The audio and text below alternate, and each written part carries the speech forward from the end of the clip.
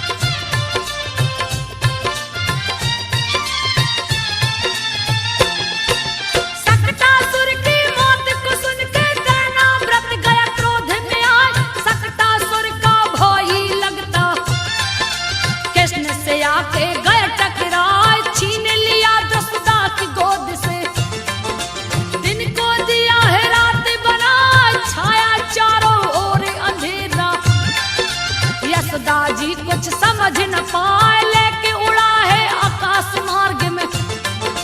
तेरी जोर रहा अजमाए पटक दिए धरती पे उसको, दिए मौत की नींद सुलाए घुटनों के बल प्रभु चलते हैं।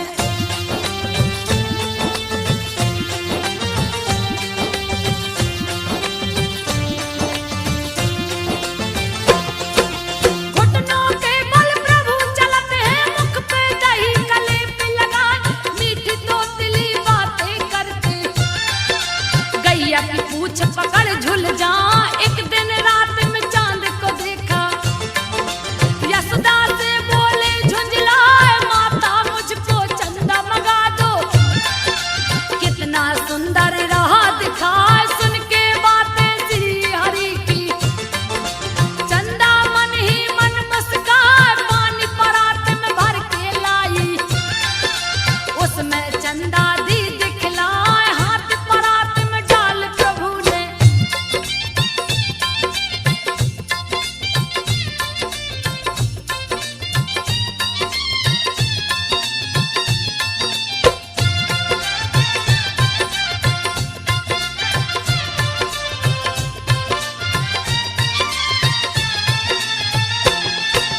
हाथ परात में डाल प्रभु ने पानी को तब दिया हिला, खो गए चंदा फिर लगे रोने।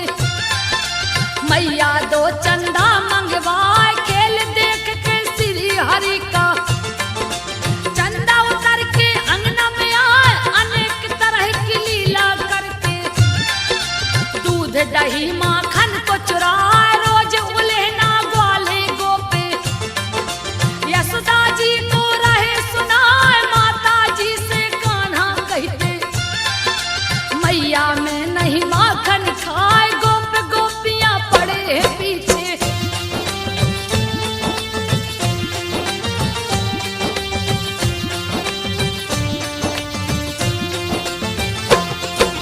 गोप गोपियां पड़े हैं पीछे, बरबस मुख देते लपटा। एक दिन मिट्टी खाते कान्हा, रंगे हाथ गए हैं पकड़ा।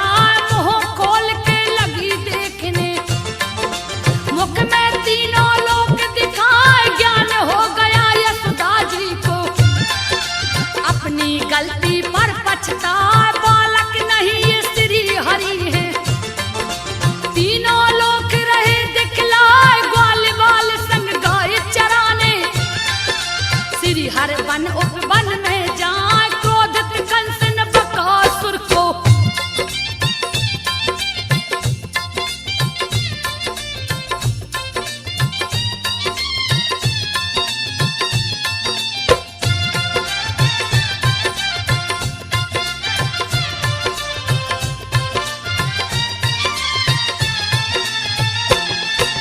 क्रोधित कंस ने बकासुर को यमुना के तट पे दिया पठा। बगुली का रूप धार के आया, ग्वाल बाल सब गए डराए। गैया बछड़ा भागन लागे, दिया भारी उत्पात मचाए। कृष्ण को चोंच में बंद कर लिया, ग्वाल बाल सब गए घबराए। मुख के भीतर बड़े हो गए, पांव तले दिए चोंच दबाए। बकासुर का वध कर डाला, कंस भी भय से गया घबराए। क्रोधी कंस ने अघासुर को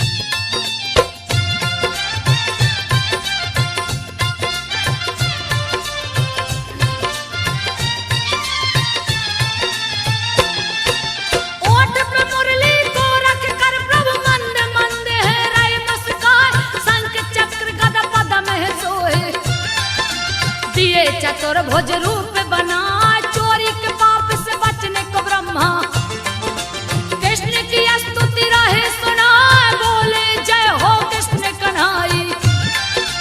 ओम नमो भगवते वासुदेवाय, आप ही माता पिता सखा है, आप ही दो है मेरे भाई, लेना चाहा परीक्षा आपकी, मेरी चूक क्षमा हो जाए, ब्रह्मा जी को किए माफ प्रभु।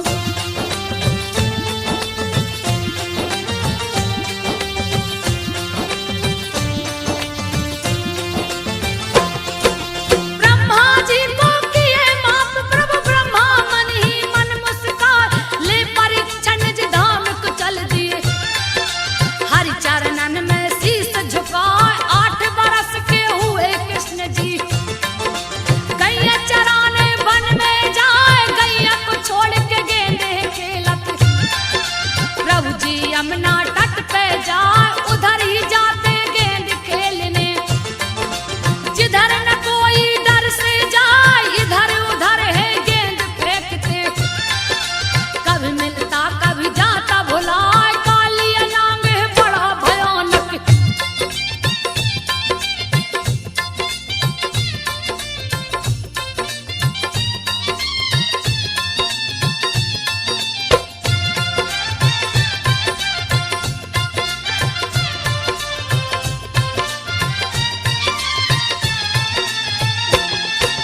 कालिया नाग है बड़ा भयानक, जिसका वर्णन किया न जाए, हर पल विष को गलता रहता, यमुना को दिया दुष्ट करा, जो भी प्राणी पानी पी ले, विष के असर से वो मर जाए, विष के मारे यमुना का पानी, काला काला नजर है आए, 10 योजन तक विष फैलाया, जिसके अंदर कोई न जाए, भूल से जो भी चला जाता है, लौट के फिर वापस न आया, कालिया मर्दन को चल दिए हैं।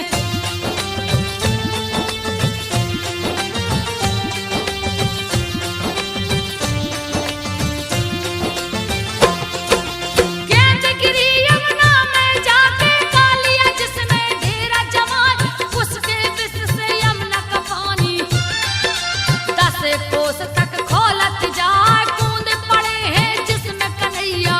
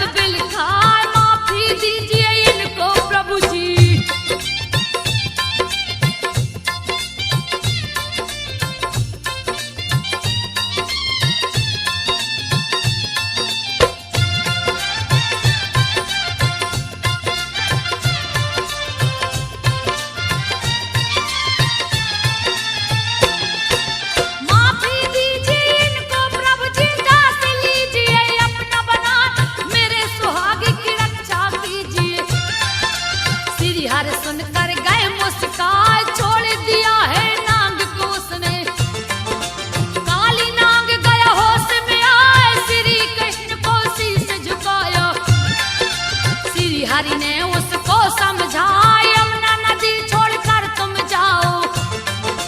रमणीक दीप को दिया पठार, निर्भय कर दिया काली नाग को। फिर यमुना से बाहर आए, हाथ लिए परिजात का फूल वो।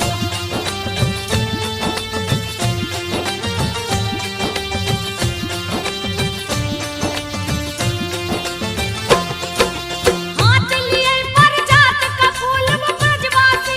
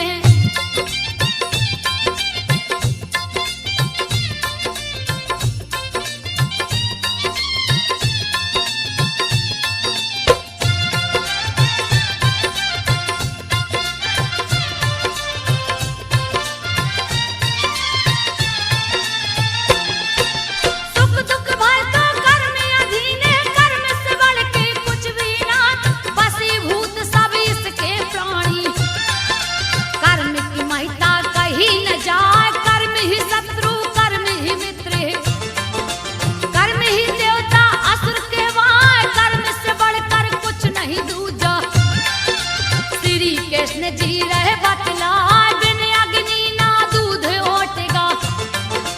कर्म प्रधान का सब में दिखाए, इंद्र नहीं मोक्षदायक देवता। हो नहीं सकते कभी सहाय, बिना कर्म किए कुछ नहीं मिलता।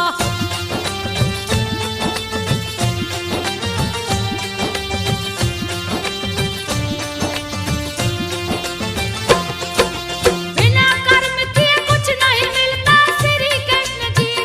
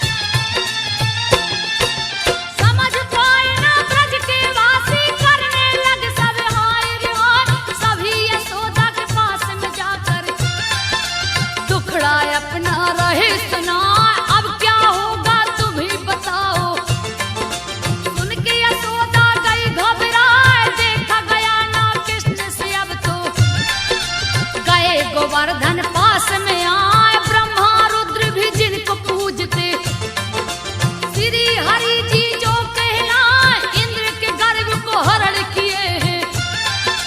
नख पे गोवर्धन लिया उठाए, ब्रजमंडल पे छतरी लगा दी।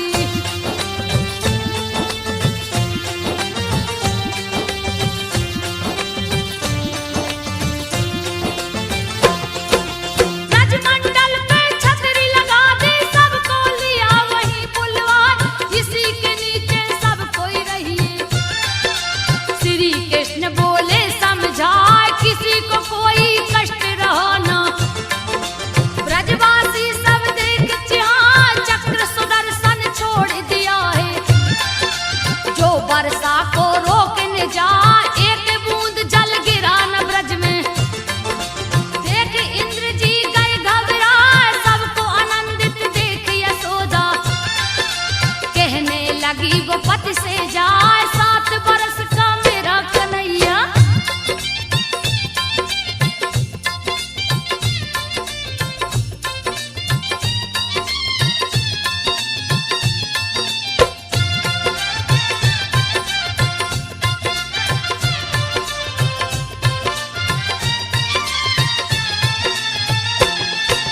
सात बरस का मेरा कन्हैया, लिया है पर्वत भारी उठाए, आप तो उसको सहारा दीजिए।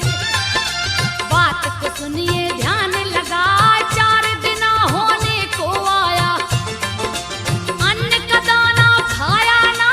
फिर बोली बलराम से जाकर, तुम भी तो 2 हाथ बटाए। नंद रानी लगी शिव को मनाने, पार्वती का ध्यान लगा, मेरे पुत्र की शक्ति बढ़ाना।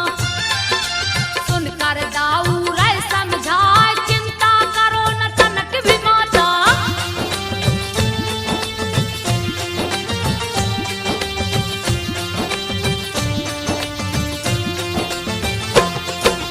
चिंता करो तनक ना माता, क्यों व्यर्थ में तुम घबरा। इसके जैसा करोड़ों पर्वत एक पल में श्री कृष्ण उठाए। खुश हो गई ये सुन के यशोदा, उसी से फूली नहीं समाए। 7 दिनों तक बरसा पानी, जल में भोंका गया और आए। थक के हार गई इंद्र की सेना, प्रलय का बादल गए घबराए। हुए व्याकुल तब इंद्र देवता, गलती पर अपनी पछताए। बादल फट गए, हवा बंद हुई,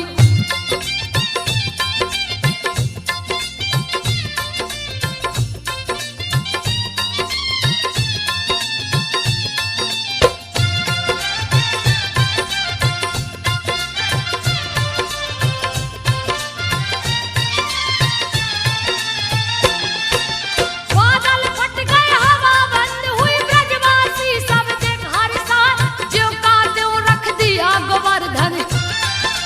ब्रजमंडल में धूम मचाए, नंद संग बलराम यशोदा। श्री कृष्ण को गले लगाए, इधर इंद्र के दूत तो सारे। इंद्र से बोले जा सिरनाए, श्री हरि रूप श्री कृष्ण है, उनकी शक्ति कहीं न जाए। इंद्र चले हैं चढ़ के अरावत, श्री कृष्ण को शीश झुकाए। श्री कृष्ण की महिमा न्यारी,